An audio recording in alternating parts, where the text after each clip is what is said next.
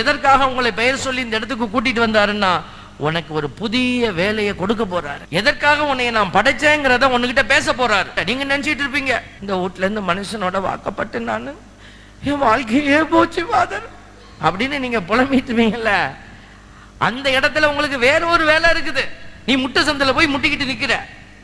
கடவுள் காட்டுறாரு, இங்கிட்டு திரும்பி பாடுறா, இங்கிட்ட ஒரு பெரிய வழி உனக்கு இருக்குது அப்படின்னு சொல்றாரு.